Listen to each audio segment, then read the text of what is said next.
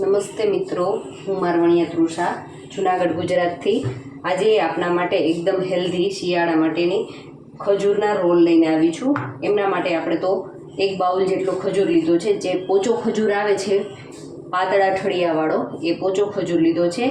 એમના ઠળિયા અને ઉપરના જે દાંડલા હોય છે એ કાઢી અને એમને મિક્સરની અંદર થોડો ક્રશ કરી લીધો છે। અને બીજા ડ્રાયફ્રૂટની અંદર અંજીર, પિસ્તા, બદામ, કોપરા પાવડર અને સૂંઠનો પાવડર 1 ટેબલસ્પૂન જેટલું ઘી લીધું છે। તો હવે આપણે આપણા ખજૂરના રોલ બનાવવાની શરૂઆત કરીએ। તો સૌપ્રથમ કડાઈની અંદર 1 ટીસ્પૂન જેટલું ઘી છે એ ગરમ થવા માટે રાખ્યું છે।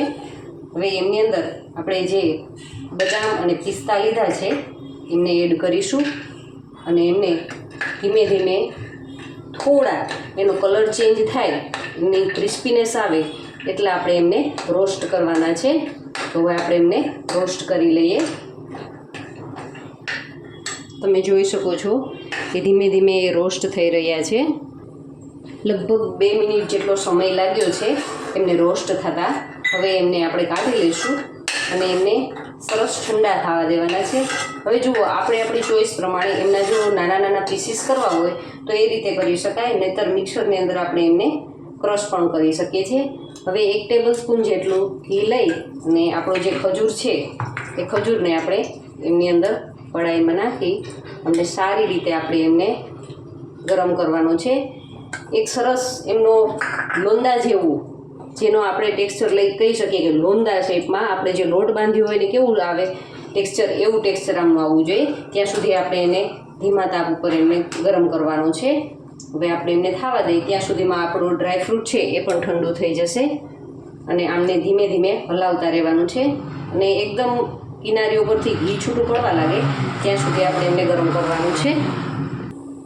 હવે તમે જુઓ, આપણું આ ખજૂરનું મિશ્રણ છે એ સરસ એકદમ ભેગું થઈ ગયું છે, તમે જોઈ શકો છો। હવે આ કિનારેથી જો એનું ઘી પણ છૂટું પડી ગયું છે તો આપણે એમની અંદર આ જે સૂંઠ પાવડર લીધો હતો એ સૂંઠ પાવડર એડ કરીશું। જો શિયાળામાં બાળકોને શરદી સામે સારું એવું રક્ષણ આપશે। અને એમની અંદર આપણે જે અંજીર લીધા હતા એ અંજીર નાખીશું ને મેં ડ્રાયફ્રૂટના પીસીસ કર્યા છે એ પીસીસ આમાં એડ કરી દઈશું। હવે આ મિશ્રણને સારી રીતે હલાવી આપણું આ આમ તો રેડી જ થઈ ગયું છે। હવે એમનો રોલ વાળવાનો છે। તો હવે મિશ્રણ આટલું ગરમ છે તો આપણે એમને રોલ ના વાળી શકીએ, એટલા માટે એમને થોડુંક મિશ્રણને ઠંડુ થવા દઈશું। તો એના માટે લગભગ 5-1 મિનિટનો ટાઈમ લાગશે, ત્યારબાદ આપણે એમનો રોલ કરીશું।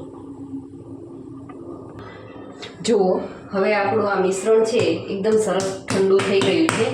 આપણે એમને પ્લેટફોર્મ પર જ થોડું ઘી લગાવી અને આ રીતે પછાડી અને સરસ એનો રોલનો શેપ આપીશું। ગરમ ગરમ છે ત્યાં સુધી થોડુંક એ આપણે ઢીલું લાગશે।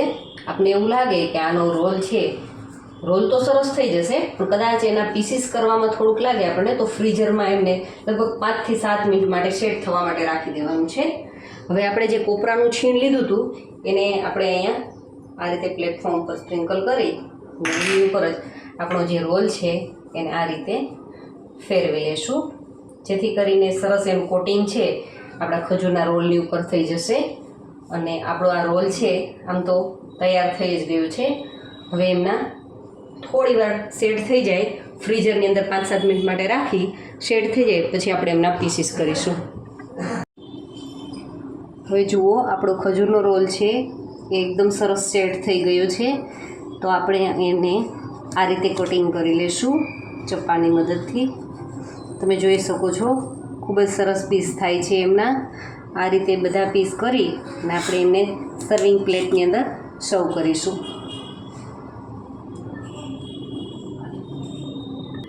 તો જુઓ, આપણા ખજૂરના દરેક રોલ છે, રોલમાંથી જે પીસીસ કર્યા છે એ ખૂબ જ સરસ દેખાય છે અને એકદમ તૈયાર થઈ ગયા છે।